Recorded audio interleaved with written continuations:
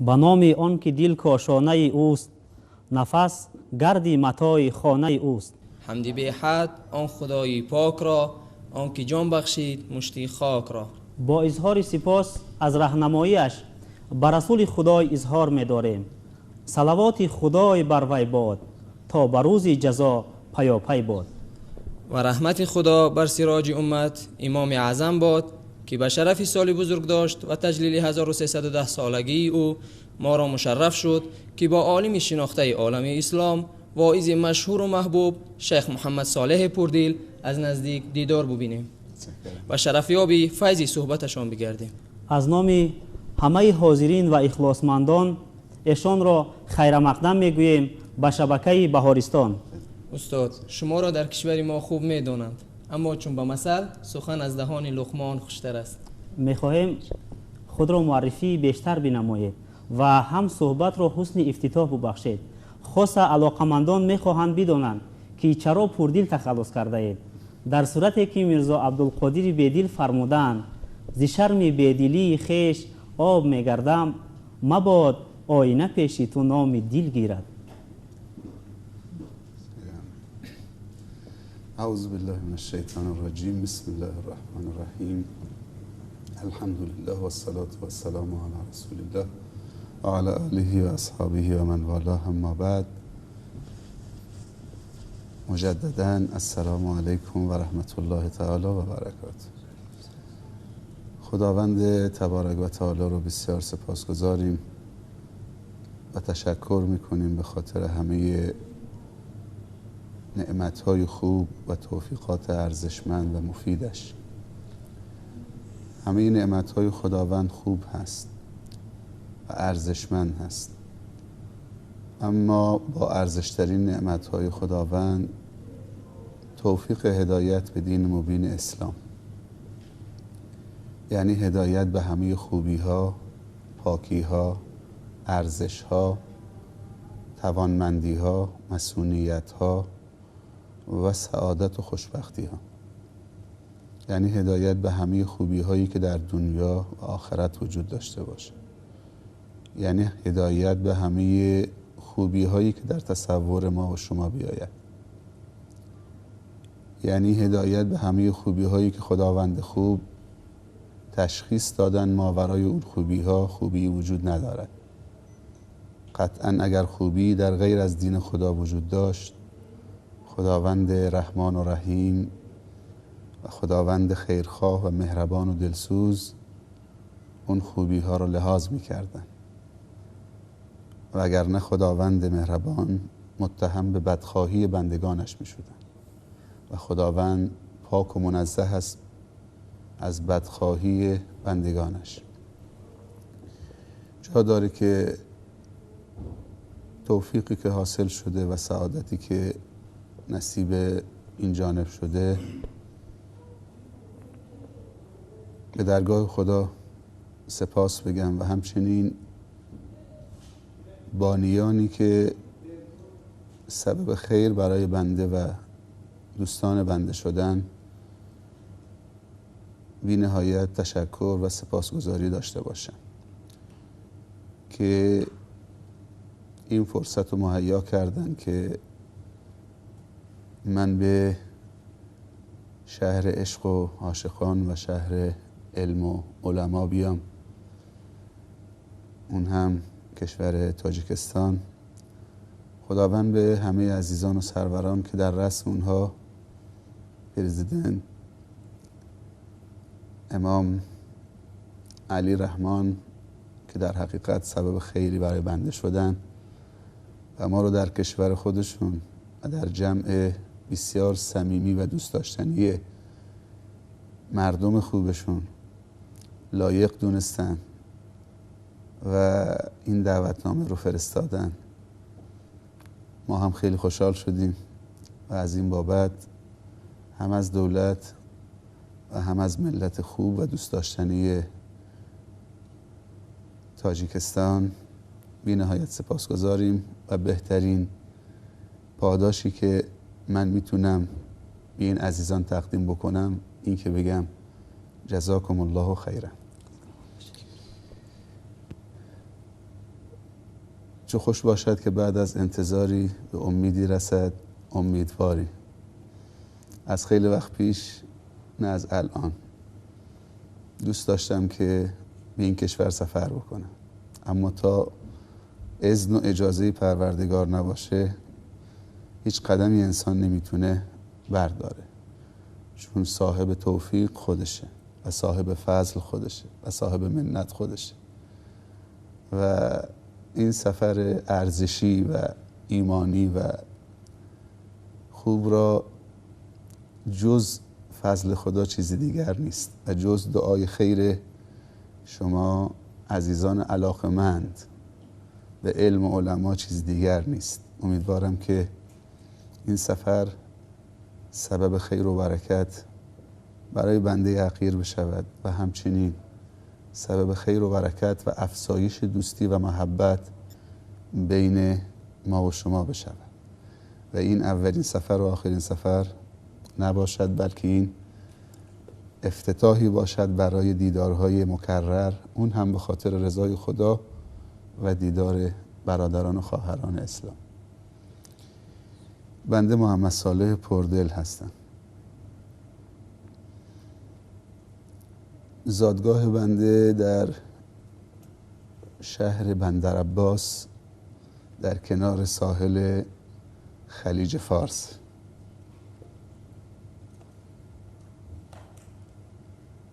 به دنیا آمدم در سال 1342 شمسی و تا مرحله سیکل یا سوم راهنمایی در بندرعباس تحصیل داشتم و از اونجایی که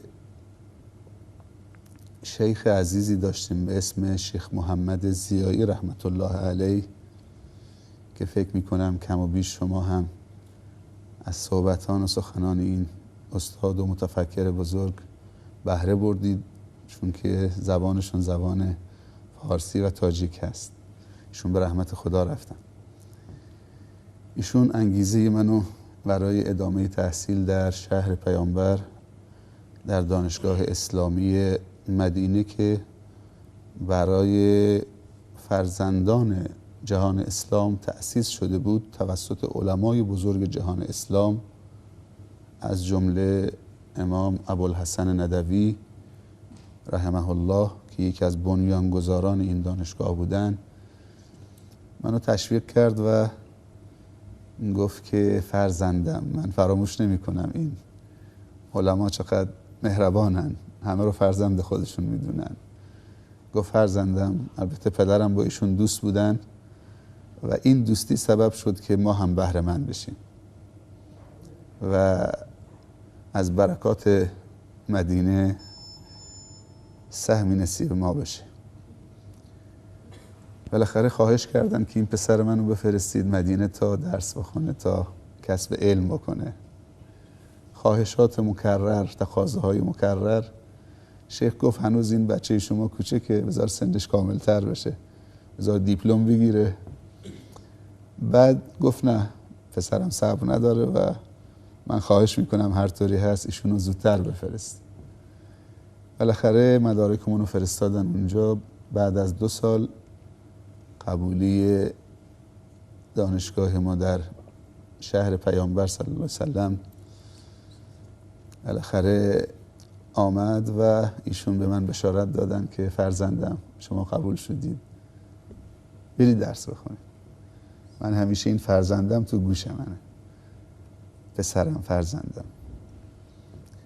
بالاخره با فضل خداوند و لطف خداوند و دعای خیر پدر و مادر و دوستی پدر و مادر با علما سبب شد که این توفیق هم نصیب ما بشه. همش برمیگرده به خود خداوند. هذا من فضل ربی. این تواضعی است که خداوند به ما یاد داده که در مقابل هر نعمتی نعمتو بر بگردونیم به خودش. و ما بکن من نعمت فمن الله. هرچی نعمت بر شما هست از خودش. و ان تعدوا نعمت الله لا تحصوها. اگر نعمتهای خدا رو بشمارید قابل شمارش نیست. فضل خدا بی نهایت. من 2 سال دوره زبان عربی رو اونجا خوندم، چون که فارسی زبان هستیم، تاجیکیم دیگه. در ایران البته ملت‌های زیادی زندگی میکنن، کردها یا اکراد، ترک‌ها، ترکمن‌ها، بلوچ‌ها، اما ما فارسی زبان‌ها هستیم یا تاجیک. بله، فارس زبان هستیم و عربی هم که بلد نبودیم. اونجا 2 سال دوره زبان عربی رو گذراندیم، بعد وارد مرحله دیپلم شدیم و من دیپلم و لیسانس رو در دانشکده شریعت اونجا ظرف 4 سال، 3 سالم دیپلم و 2 سال هم دوره لغت، یعنی 9 سال در دانشگاه مدینه بودم. سال 58 یعنی سال اولی که انقلاب در ایران شد. من قبل از انقلاب 2 سال قبل از انقلاب مدارک ما فرستادم، 1 سال بعد از انقلاب پذیرفته شدم. یعنی سال 58 شمسی من رفتم دانشگاه اسلام مدینه است. یعنی 30 سال پیش فکر میکنم خیلی از فرزندانم اون موقع به دنیا نیامده بودن. بله. بالاخره 9 سال اونجا بودیم با فضل خداوند و بعد از اینکه اونجا موندیم و کسب فیض کردیم از محضر علما در دانشگاه و همچنین در خود مسجد پیامبر صلی الله علیه وسلم، به مدت 2 سال هم در کشور پاکستان اسلام آباد، دانشگاه اسلامی اسلام آباد، اونجا باز هم مشغول به تحصیل بودم. یعنی جمعاً 11 سال.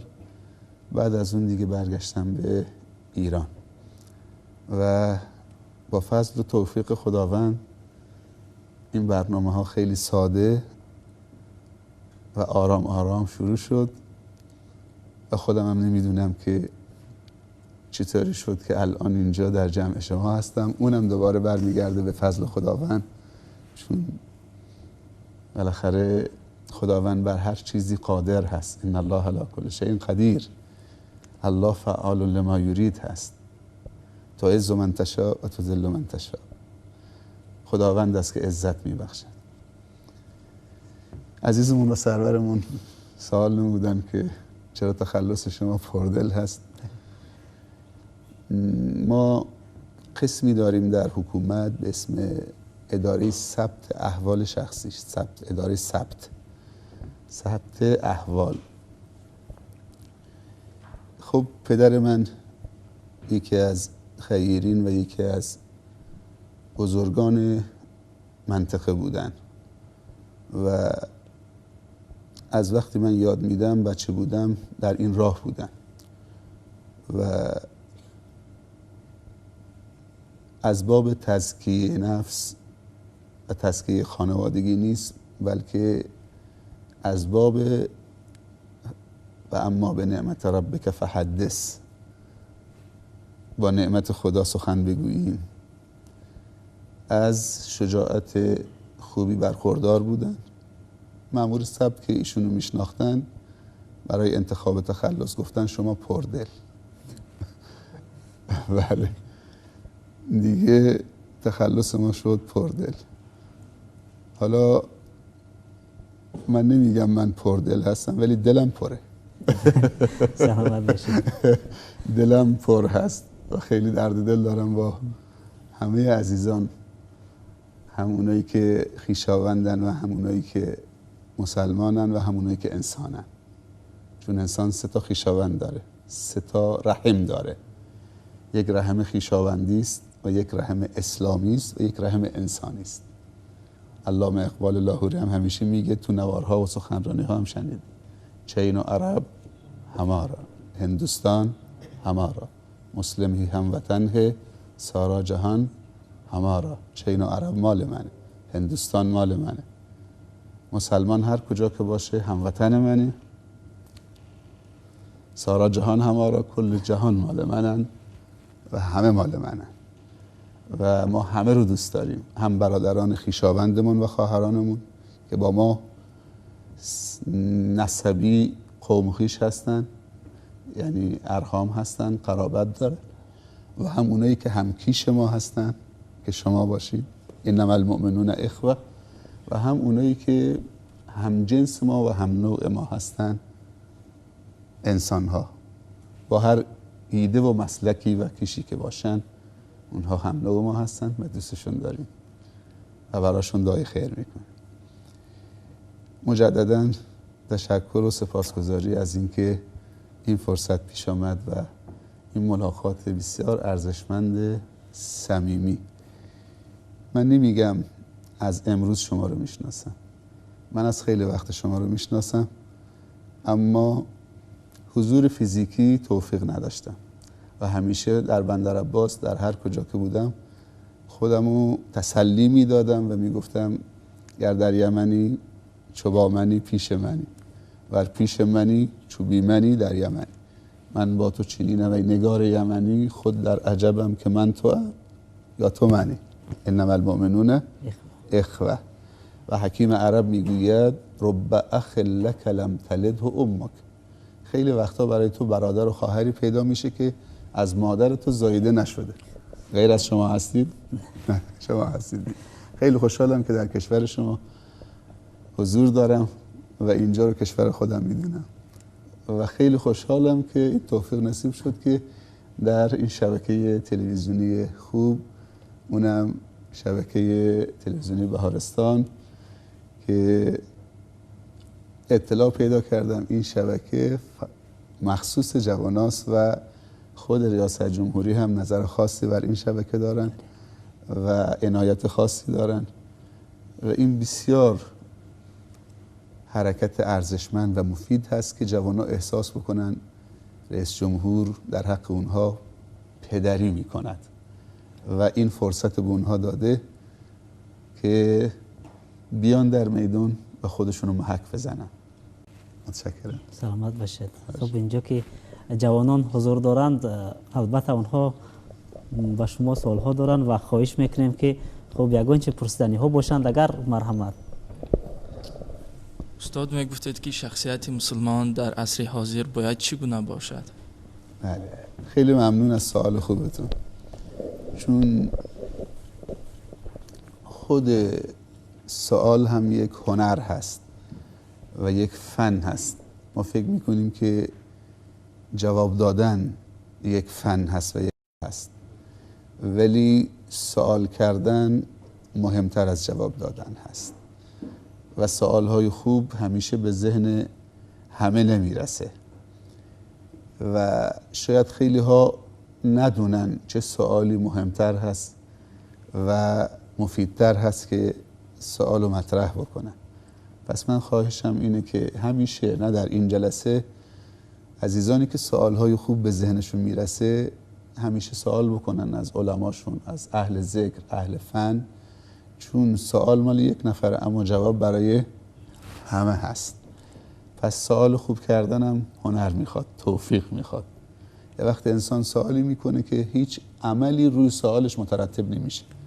مثلا سوال بکنید عصای حضرت موسی از چه درختی بود؟ چه عملی روی اون مترتب میشه؟ حالا جوابش هم بفهمید. یا معذرت میخوام، درختی که بابا آدم و ماما حوا خوردن، اون درخت چیه؟ انار، انجیر، گندمه. قرآن نگفته انار یا انجیر یا گندمه. حالا شما هم سوال بکنید چیزی روش مترتب نمیشه. سوال همیشه سوالی که تحولی روش مترتب بشه، تقدمی روش مترتب بشه، پیشرفتی روش حاصل بشه. خیلی ممنون از سوال خوبتون. شخصیت مسلمان باید چطوری باشه در عصر حاضر؟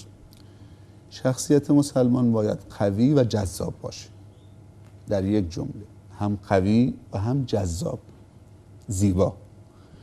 چون قدرت منهای زیبایی و زیبایی منهای قدرت، ظاهر زیبا اما تو خالی، یا قوی اما غیر زیبا، نه.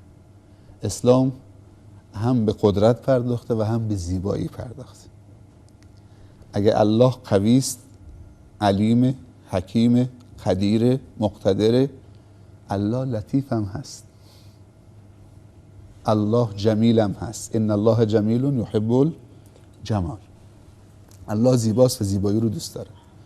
شخصیت مسلمان باید هم قوی باشد و هم زیبا و جذاب باشد، چون امروزه کفر هم قوی است و هم زیباست. اگر مسلمان ضعیف باشد، نه اینکه کفر قوی است، چون مسلمان ضعیفه کفر قوی است. اگر مسلمان نازیبا باشد، جذاب نباشد، کفر و کافر ظاهر جذابی دارد. در نتیجه جوانای مسلمان سبب می شود که تعریف کفر و کافر بکنن. از زیباییش، از قدرتش. چه چیزی سبب میشه که یک جوان مسلمان بیاد تعریف یک کافر بکنه؟ اگر خودمون داشته باشیم و اسلام و دین قوت و جذابیت بدانیم، قطعا بهش افتخار میکنیم. دیگه به کفر و کافر افتخار نمی کنیم و تعریف و تمجید نمی کنیم. در نتیجه مسلمان باید هم قوی باشد و هم زیبا و جذاب باشد. قوی یعنی چی؟ قوی یعنی اطلاعات قرآنی و نبوی او خیلی قوی باشد، یعنی در اطلاع کامل از قرآن و سنت داشته باشد، چون 2 مصدر برای تشریح هست. یکی قرآن، 2 منبع هست و یکی حدیث. خب دین یعنی قرآن و حدیث. مصدر تشریع یعنی خدا و رسول خدا صلی الله علیه وسلم. پس باید اطلاع کامل داشته باشد از دینش، از کتابش و از سنت پیامبرش صلی الله علیه وسلم تا شیفته و جذب غیر از قرآن و سنت نشود. دوم، اطلاع کامل به سیرت پیامبر صلی الله علیه و سلم و تاریخ خلفا و تاریخ صحابه، زندگی نامه صحابه و علما و بزرگانی که خدمت به امت اسلامی و جامعه اسلامی کردند و درس گرفتن و اسوه و قدوه و الگو قرار دادن اونها. ما نیاز داریم که از بزرگانی که موفق بودن و پرونده اونها با خیر و خوبی و موفقیت بسته شده به عنوان الگو و سرمشق زندگی خود قرار بدیم. و این کنفرانس هم و سالی که اعلام شده به عنوان سال امام اعظم در همین راستاست.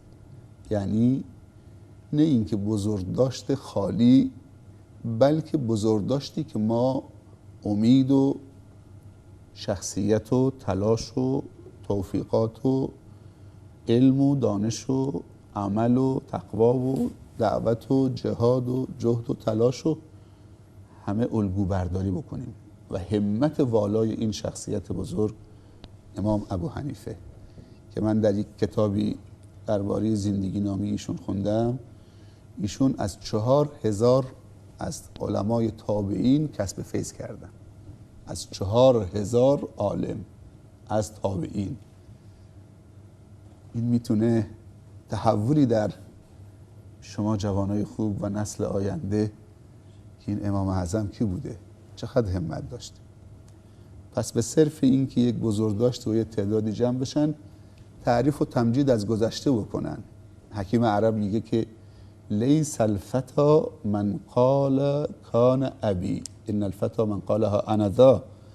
جوان کسی نیست، جوان مرد کسی نیست که بگه پدرم و گذشتگان من این بودن. همیشه تعریف گذشتگان بکنه اما خودش هیچ تلاشی نداشته باشه. ما وقتی بزرگداشت میگیریم یعنی اینکه الهام بگیریم، رمز و راز موفقیت اون بزرگ. سوم این که انسان مسلمان باید آگاه باشه به مسائل عصر و روز و علوم عصر و روز، چون که هر عصری و هر زمانی متطلبات خودشو داره، مسائل خودشو داره، امکانات و ابزار خودشو داره.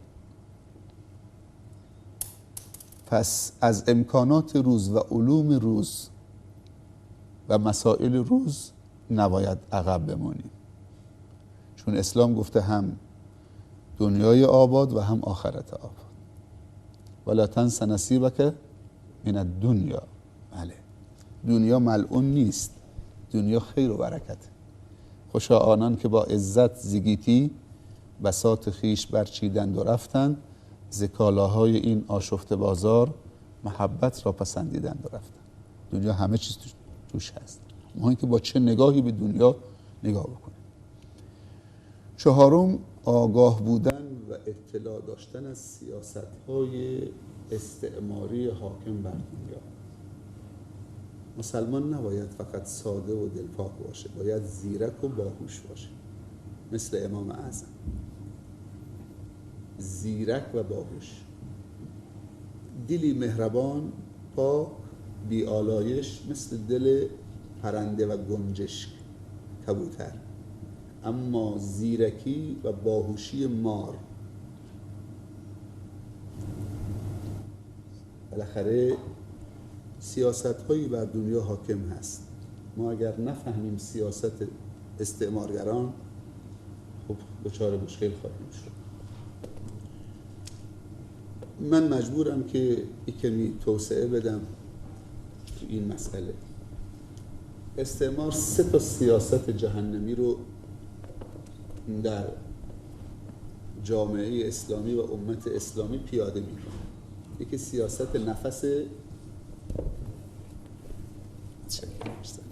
سیاست نفس طولانی، این شنیده بودید؟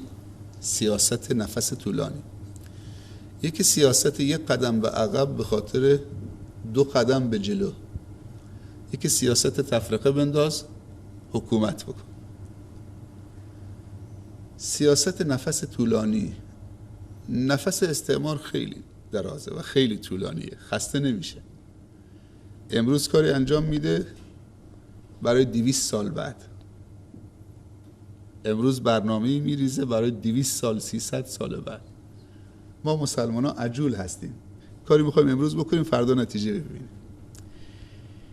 سیاست نفس طولانی، ما هم در قبالش سیاست نفس طولانی برای مقابله. در سیاست نفس طولانی جهل یکی از سیاست هاشونه، یعنی امت اسلامی رو میخوان که همیشه جاهل بی سواد بمونن، چون وقتی بی سواد موندن نیازمند میشن، خودشون بی نیاز میشن. وقتی نیازمند شدیم به اونها دیگه مستقل نیستیم، دیگه هیچی نداریم و اونها نمیخوان که ما نیاز علمیمونو و علم روزمونو برطرف بکنه. دیگه در سیاست نفس طولانی فحشا، مشروبات الکلی، مواد مخدر، اینا ابزار سیاست‌های نفس طولانی است برای تضعیف امت اسلامی که یک روزی قطب جهان بودن. امروز شعاری هست به اسم العولمه یا جهانی شدن، یعنی تق قطبی شدن. من یه مثال میزنم، شاید تو کشور شما هم این شعار خیلی براقه و جذابه. نمیدونم تو کشور شما هم شنیدید فرزند کمتر زندگی بهتر؟ سازمان بهداشت جهانی میگه 1 فرزند 2 فرزند زندگی بهتر، و میگن امکانات کمه، اگر تو 10 فرزند داشته باشید نمیتونید بهشون برسید، هزینه‌شون، خرج تحصیلشون. این شعار خیلی زیباست، ولی پشت این شعار یه قضیه دیگه هست. آمریکا سالی 20 میلیارد دلار از کانال سازمان بهداشت جهانی هزینه میکنه در جهان، خصوصا در کشورهای اسلامی، که نسل مسلمانان رو کمرنگ بکنه، در صورتی که تحقیقات نشون داده که با جمعیت بالای خود آمریکا سالی 50,000 نفر غیر آمریکایی بهشون پاسپورت میدن که به جمعیت آمریکا اضافه بشه. خود دولت آمریکا اعلام کرده هر آمریکایی یک فرزند به دنیا بیاره تا 2 سال مادرش مرخص از حکومت و حقوق میگیره، پدرش هم همچنین، و هر فرزندی ماه 900 تا 1000 دلار هم اگه یک بچه به دنیا بیاره. ولی در جهان اسلام میگه فرزند کمتر زندگی بهتر، میخواد نسلو، چون که تحقیقاتشون نشون داده که تا 30 سال آینده دیگه اسلام همه جا رو قبضه میکنه. جالب اینجاست که در خود آمریکا چرا میگن فرزند کمتر زندگی بهتر؟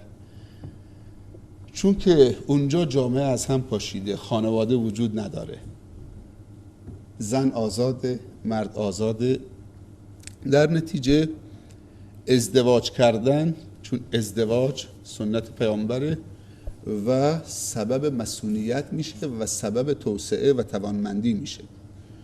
در نتیجه اونجا ازدواج نیست، چون که ازدواج مسئولیت داره، هزینه داره، تربیت فرزند داره، و زن اونجا آزاده.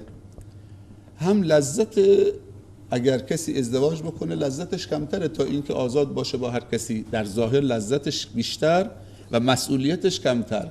ازدواج لذتش کمتر، مسئولیتش بیشتر، درسته؟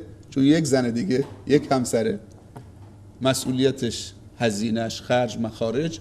در نتیجه چون جامعه خودشون متلاشی شده، چیزی به اسم مادر اونجا وجود نداره و چیزی به اسم همسر اونجا وجود نداره. گفتن که مسلمانان فرزند کمتر زندگی بهتر، ولی خودشون هر کسی یک بچه به دنیا بیاره این قدر چه امتیاز داره.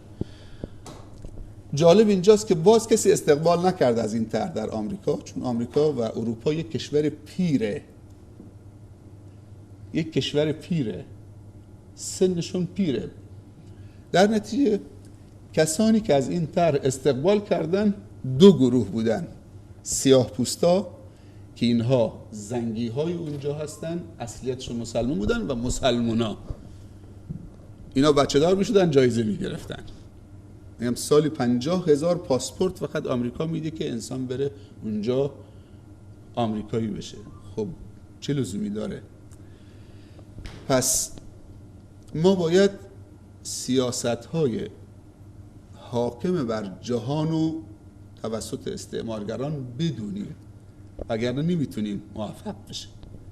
یعنی یک مسلمان این که فقط نمازش بخونه و فکر نکنه و درس نخونه و روزه بگیره و ساده باشه و سرش بندازه پایین، خب، یا کنجنشین باشه، یک تسبیح هم دستش بگیره فقط ذکر بکنه، این خب آمریکا و استعمار از خداشه که مسلمان ها تو مسجد بنشینن دنبال علم نرن. پس ما نیاز داریم به مسلمانی که هم از دینش اطلاع کامل داشته باشه و هم از ابزار و امکانات و علم روز و هم از تاریخ رو بدونیم، سیرت رو بدونیم و هم از سیاست‌های حاکم بر دنیا.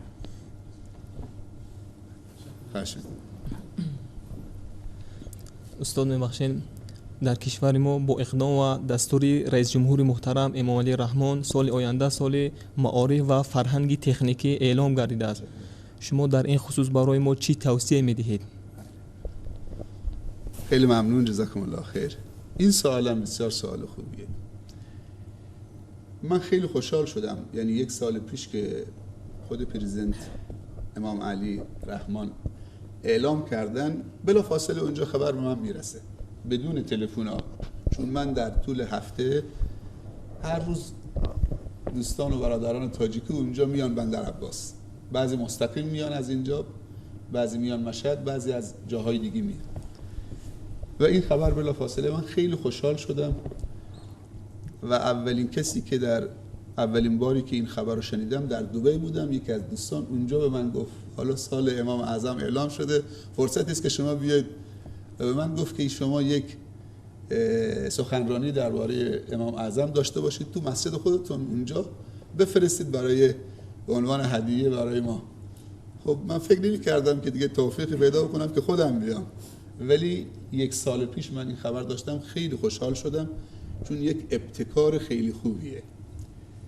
این حرکت یک ابتکار خیلی خوبیه برای معرفی شخصیت‌های بزرگ جهان اسلام به نسل جوان و آینده، که اینها بدونن اون شخصیت‌ها کیه.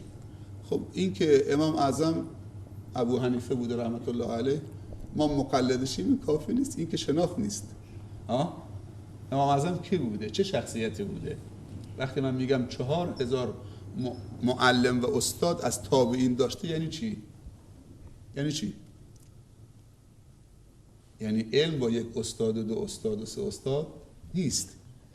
من فکر میکنم این خدمت بزرگی است که رئیس جمهور شما به خصوصا نسل آینده که میخواد شما وقتی اقتدا میکنید و تقلید میکنید و پیروی میکنید از یک امام و پیشوای بزرگی، بدونید که اون که بوده. و من میدونم که این تحول بزرگی در جامعه تاجیکستان ایجاد میکنه، انتخاب این سال و نامگذاریش. من دوباره مطلع شدم قبل از اینکه این عزیزمون اینو بیان بکنه، این که سال آینده دوباره چه اعلام کردن رئیس جمهور عزیز شما که سال تکنولوژی است دیگه، علم و تکنولوژی، علم روز. و اینم خیلی حرکت حساب شده و ارزشی است، یعنی دین و دنیا در کنار هم دیگه. ما بالاخره 4 تا زندگی داریم، انسان 4 تا زندگی داره، هر 4 تا جزوی از زندگی انسانه و هر 4 تا باید تقویت بشه. علما میگن الحیات الجنینیه، حیات جنین. خب ما 9 ماه 9 روز 10 ماه تو جنین هستیم، اونجا یه زندگی داریم. وظیفه پدر و مادره که اون زندگی ما رو خوب بر تدارک ببینه در اونجا. بعد که به دنیا میایم 3 تا مرحله زندگی داریم، از تولد تا بلوغ، از بلوغ تا پیری و از پیری تا مرگ. هر کدومشون دوباره یک مرحله هست. پس زندگی دنیوی جزوی از زندگی ماست، الحیات دنیویه. پس باید هر چیزی که دنیای ما رو آباد میکنه و توسعه میده باید بهش بپردازیم. دنیای آباد، دنیای قوی، آبرومند، چون دنیا مال ماست، دنیا برای ماست. در نتیجه باید قوی عمل بکنیم و ما جانشین خداوند هستیم، انسان جانشین خداست. بعد داریم زندگی برزخ و داریم زندگی اخروی که فعلا کاری به اون دو تا ندارم به خاطر ضیق وقت. این حرکت که سال آینده سال علم و تکنولوژی است، من فکر میکنم خیلی انگیزه ها رو در نسل آینده بالا میبره. این که دنیای خوبی داشته باشن، به فکر دنیای قوی و آباد و توسعه یافته‌ای باشن. و ما فکر میکنیم که بد نیست که اشاره بکنم به یک مسئله. قبل از اینکه اشاره بکنم، در سوره انشراح خداوند تبارک و تعالی می‌فرمایند فاذا فرغت فانصب و الی ربک فارغب. انسان مسلمان همیشه در تلاشه. اگر از یک کار خیری و یک عمل مفیدی فارغ شدید، نباید فراغ ایجاد بشه، فاصله بیفته. بلا فاصله باید یک کار خیری دیگه رو شروع بکنید. اگر فراغ ایجاد شد و فاصله افتاد، انسان سرد میشه. فاذا فرغت فانصب یعنی دوباره استقامت بکن، یک کار دیگه شروع بکن. سال امام اعظم تمام شد، بلا فاصله هنوز تمام نشده اعلام شد سال علم و تکنولوژی، علم روز. و این بسیار حرکت خوبی است و قطعاً تحولاتی رو ایجاد میکنه. در نسل جوان نیاز ما، همطوری که گفتم، در کنار علوم دینی که ضروریت دارد و اولویات دارد، علم روزم هست. خود دانشمندان غرب این آمار رو دادن که 99% انسان‌ها استعدادشون و هوششون از متوسط به بالاست. 1% فقط از متوسط به پایینه. خب دقت بکنید، ابن خلدون رحمت الله علیه میگه که لا محال تحت الشمس، تا زمانی که آفتاب بر این زمین میتابد هیچ چیزی محال نیست. یعنی همه چیزو میشه به دست آورد. وقتی آفتاب متوقف شد دیگه خب دنیا برچیده شده. لا محال تحت الشمس. پس همه انسان ها 99%شون هوششون بالای متوسطه، خصوصا این منطقه ایران زمین گذشته منظورمه، نه الان. یعنی فارس یا خراسان یا این منطقه که شامل کشورهای شما میشه و ایران میشه و افغانستان میشه، اینا واقعا از هوش خدادادی بالایی برخوردارن. این هم اختراعات و اکتشافات فقط 1 یا 2% که داریم میبینیم الان در دنیا. بررسی ها نشون داده که کشور آلمان از هر 1 میلیون نفر جمعیت 6000 ژن برتر دارد. یعنی از 1 میلیون نفر جمعیت 6000 ژن برتر. متوجه میشی؟ ژن برتر یعنی چی؟ یعنی استعدادهای برتر. کشور ایتالیا و ژاپن از هر 1 میلیون نفر جمعیت 5400 تا 5600 ژن برتر.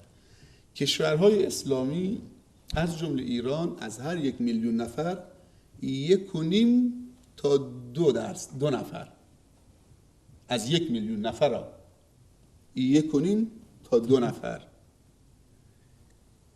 این میدونی معناش چیه؟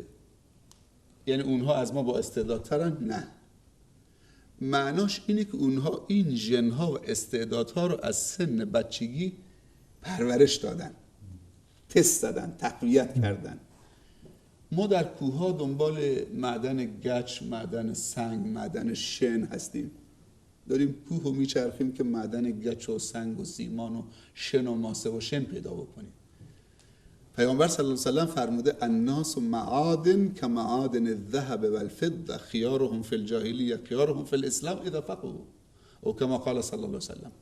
میفرمایند انسان‌ها چون معدن‌های طلا و نقره هستند، بهترین شما در جاهلیت بهترین شما در اسلام، به شرطی که درک و فهم و شعور داشته باشن. نه این که ما ژن‌های برتر نداریم. چرا در 1 میلیون نفر 1.5 نفر؟ هر ژاپنی و آلمانی در 24 ساعت شبانه روز 9 تا 11 ساعت مطالعه مفید داره، ولی میانگین مطالعه در کشورهای جهان سوم خصوصا اسلامی بین 2 دقیقه و نیم تا 5 دقیقه است هر نفر در روز. کتابی خوندم درباره ژاپنی ها، میگفت که درآمد اقتصادی سالانه میانگینش در ژاپن هر نفر 12 میلیون تومان تقریبا، تومان ایران. 10% از این مبلغ سالانه هر ژاپنی کتاب میخره. یعنی سالی 2 میلیون تومان کتاب میخره، 1.5 میلیون کتاب میخره. ما در عمرمون 50 سال شاید 500,000 تومان، من به واحد پول شما نمیدونم چیه، سومانی. خوب دقت بکنید، هر سال 10% درآمدش کتاب میخره برای.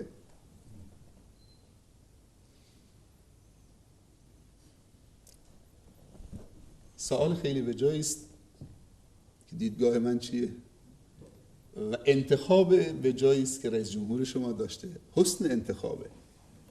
پس ما میتونیم پیش بریم به شرطی که یک کمی تکون بخوریم، به شرطی که انگیزه هامونو، به شرطی که فرهنگ نمیدانم نمیتوانم اینو دور بریزیم، بلکه فرهنگ میدونم و میتوانم و خدایا کمکم کنم. این صحبت پروفسور حسابی ماست. پروفسور حسابی ما در ایران میگفت زمانی کشورهای اسلامی میتونن موفق بشن که فرهنگ نمیدانم و نمیتوانم کنار بگذارن، بلکه بگن میدونم و میتوانم خدایا کمکم کن. این فرهنگ رو باید، زمانی ما بچه بودیم در مدرسه به ما میگفتن بابا آب داد، بابا نان داد. اگر یادمون میدادن که میتونم، میدونم، میتوانم، بابا نان داد، بابا آب داد، بابا زن داد، بابا خرجی داد، بابا خانه داد، تنبل شدیم دیگه. همه چی بابا داد، بابا داد، بابا داد. پس خودمون یعنی چی؟ میتوانم، ولی نباید مغرور بشیم. میتوانم، خدایا کمکم کن. باید تلاش هم بکنیم.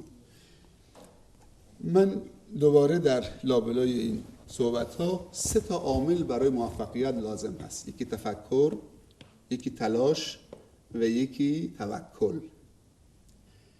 در تفکر 3 تا مقوله هست: فکر کردن، مثبت فکر کردن و جهانی فکر کردن. دوباره میگن علما تفکر مثل چتر نجاته. اگر کسی از هواپیما میاد پایین چتری داره، اون دکمه نزنه که چتر باز بشه، سقوط میکنه. این فکر چتر نجاته، باید باز بشه. فکر اگه بسته بشه جواب نمیده. این فکر باید باز بشه. و شما در بهترین سنی هستید که میتونید این آیات و این احادیث و این ارشادات رو به نمایش بگذارید با درس خوندنتون. اگر از من بپرسن که چه توصیه‌ای دارید، به جوانان میگم درس بخون، درس بخون، درس بخون. دی چیز دیگه نیست. درس بخون، درس بخون، درس بخون. موفق باشید. آقای پردیر، من گمان میکنم که اگر اشتباه نکنم نخستین ملاقاتی که شما با تاجیکستان آمدید این در تلویزیون بارستان شده میخیل است. بله. نخستین ملاقات بود و اون چیز برای کلی تماشاگران نورس ما اون خوشنودی است که شما البته یک اطلاع خیلی خوبه دارید درباره تلویزیون بهارستان و من از نام کلی بینندگان شما را خوش آمدید میگم. و چون هدف اساسی شما شرکت در کنفرانس بخشیده به سالگرد امام اعظم است و شاید نکات مهمترینی این همون تعلیمات امام اعظم دایر و تربیه نسل نوره است. شاید از همین اشاره میکردید درباره تربیه نوجوانان و کودکان. بله. امام اعظم رحمت الله علیه در یک خانواده سرمایه‌دار و توانمند از نظر مالی به دنیا آمدن و در کنارش تدین، یعنی هم امکانات مالی و هم امکانات معنوی و تربوی اونجا بوده.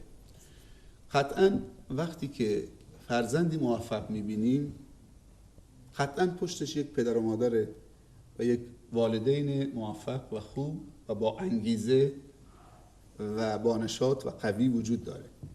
چون پدر و مادر میتونه نقش به سزایی داشته باشه در تربیت فرزند. امام ابو حنیفه رحمت الله علیه از مربی و معلم خوبی که پدر و مادر باشه و دلسوز باشه برخوردار بود. پس اگر ما بخوایم نسل قوی داشته باشیم، باید مربیان خوبی که پدر و مادران خوبی است باشن چه داشته باشیم.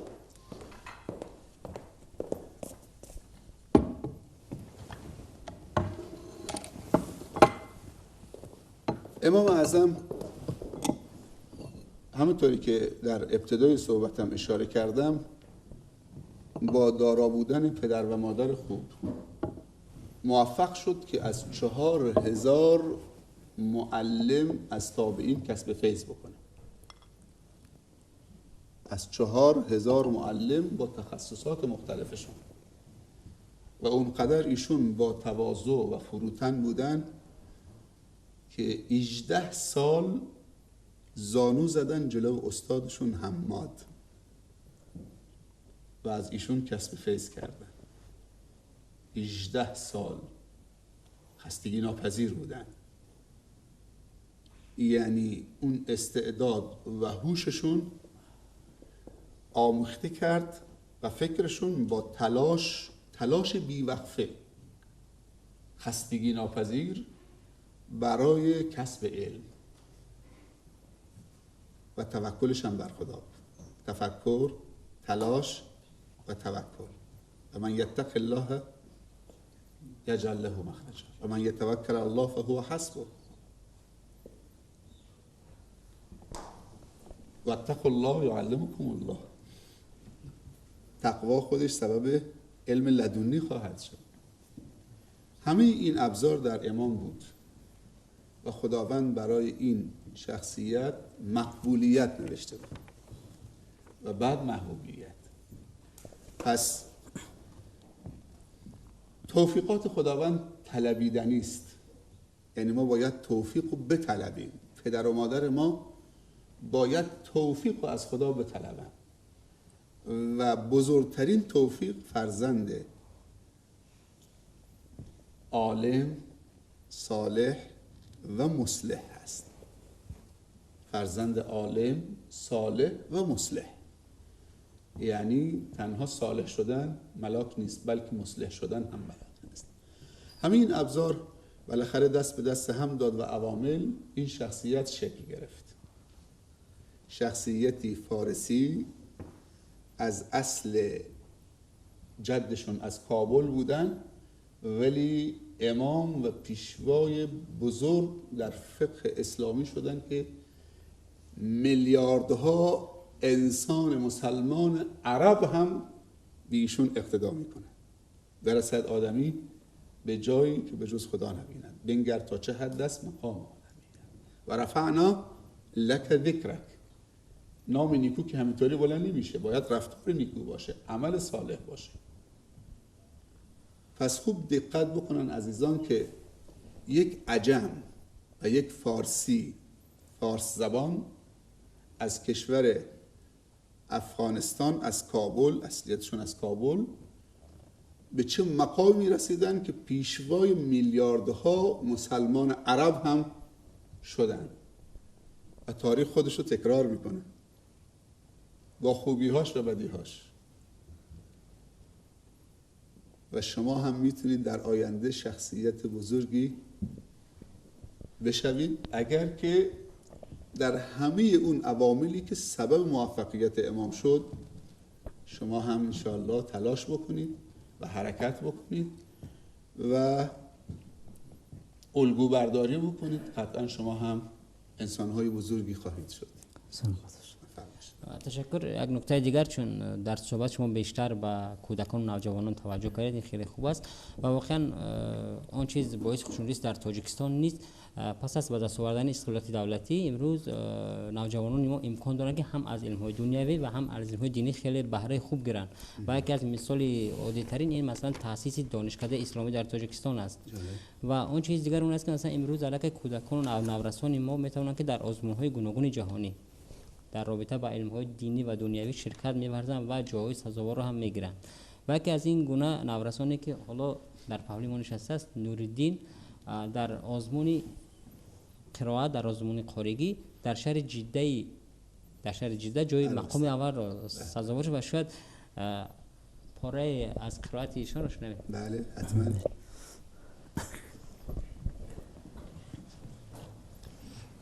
أعوذ بالله من الشيطان الرجيم. بسم الله الرحمن الرحيم.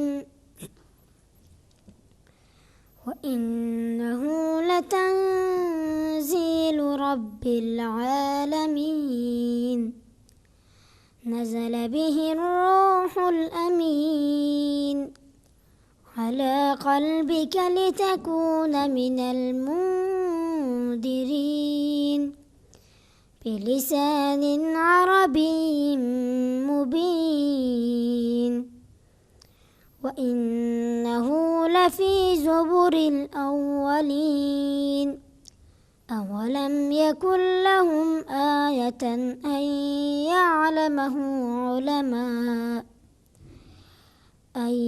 يعلمه علماء بني إسرائيل ولو نزلناه على بعض الأعجمين صدق الله العظیم. جزاکم الله خیر. خیلی خوشحال شدیم از هم قرائت زیباشون که احکام تجویدی رو رعایت میکردن و هم صدای زیبا و دلنشینشون. ایشون کوچک بزرگ هستن. سلامت باشید. ما را بهشت صحبت یاران همدم است و شکر میکنیم که این فیض ما را طفیل شما نصیب گردید. از گلشن دیدار گل میچیدیم، هر کجا آینه بینید زیما یاد کنید. از نام همه اخلاصمندان و هوادارانتان، علاقمندان تلویزیون بهارستان، شما را برای قدم رنج فرمودن و چنین یک صحبت خاطرمان نمودن اظهار سپاس میکنیم و همچنین از زبان آدم و شعرا ابو عبدالله رودکی میگوییم 1000 سال بیزی 100,000 سال بیزی. بینندگان عزیز تلویزیون بهارستان، این بود برنامه از سلسله برنامه‌های بخشیده به جشن بزرگداشت امام اعظم. تا بازدید در برنامه‌های دیگر، خوش بمانید و پیروز باشید. من هم تشکر میکنم از همه دستاندرکاران این شبکه خوب و بینندگان خوب این برنامه. برای همه هم آرزوی موفقیت دارم. خدایا رو نگهدار شما باد. سلام علیکم.